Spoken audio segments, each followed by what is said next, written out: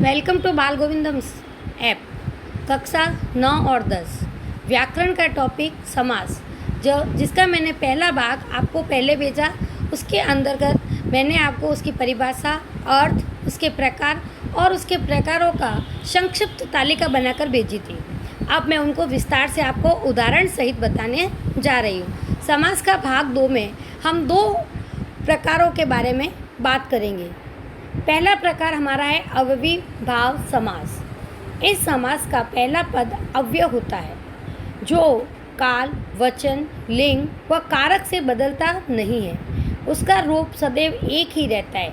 वही पहला पद प्रधान भी होता है।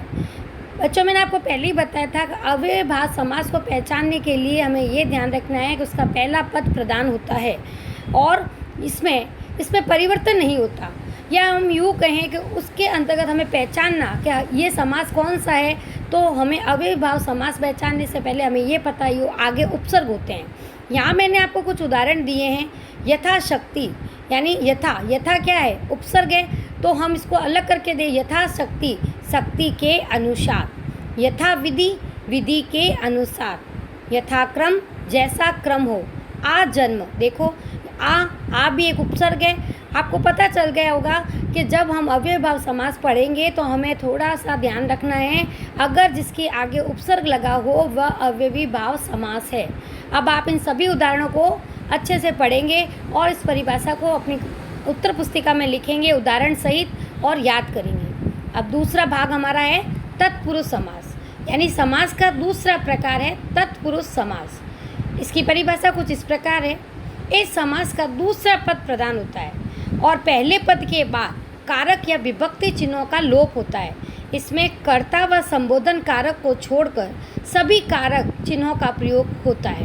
कारक या विभक्ति चिन्ह को, से, के लिए, से, अलग, का, के, की, में, पे, पर आदि। अब मैं आपको समझा देती हूँ इस परिभाषा को। तत्पुरुष समास में हमेशा दूसरा पद प्रधान होता है। इसमें कारक के चिन्हों का लोप होता है। कारक के 8 चिन्ह हैं जो आपको पता है। आपने पिछली कक्षा में अगर कारक पढ़े हैं तो आपको कारक के चिन्ह पता है। कर्ता ने, कर्म को, कर्ण से, अधिकरण में, पर, संबोधन, ये सारे आप लोगों ने पढ़े होंगे। ये 8 होते हैं। 8 में से तत्पुरुष समास के अंतर्गत 6 कारकों का प्रयोग होता है और सिर्फ 2 कारक जो जैसे कि कर्ता और संबोधन का प्रयोग नहीं होता, बाकी 6 कारकों का प्रयोग होता है। इन कारकों के चिन्ह आपको पता है। को, से, के लिए, अलग, का, के, की, में, पे, पर आदि। आपको एक बार फिर से बता दूं, तत्पुरुष समास में 6 कारक चिन्हों का लोप होता है और उसी के आधारित यहाँ मैंने आपको कुछ उदाहरण दिए हैं। जैसा कि मैं आपको एक उदाहरण बताती हूँ। समस्त पद अपना है ग्रामगत, और जब हम इसका विग्रह किया तो ग्राम को गया, तो को क्या आया, कर्ता ने, कर्म को, यानी आप समझ गए होंगे यहाँ हमारा को चिन्ह आया है। जब हम इस तत्पुरुष समास का उदाहरण देखते हैं तो हमें पहले उन समास को अलग करना पड़ता है, यानी समास का विग्रह करना पड़ता है। और जब हम समास का विग्रह करेंगे तो हमें पता चल जाएगा ये कौन सा समास है या कौन सा तत्पुरुष के कौन से कारक का समास है। अब एक अगला आपको उदाहरण देके समझाती हूँ। स्वर्ग प्राप्त, जैसा कि हमारे पास ये समस्त पद है स्वर्ग प्राप्त। जब हम इसको अलग करेंगे तो हम क्या बोलेंगे, स्वर्ग को प्राप्त, यानी स्वर्ग को प्राप्त, आदमी स्वर्ग को मिलना। या जैसे आप समझ गए होंगे ना, तो यहाँ पर भी आपको ये बताना पड़ेगा, ये समझाना मेरा है कि स्वर्ग को प्राप्त यानी को यहाँ क्या आया, तत्पुरुष समास है। कौन सा समास है, कर्ता ने, कर्म को, यानी कर्म समास है, कर्म तत्पुरुष समास है।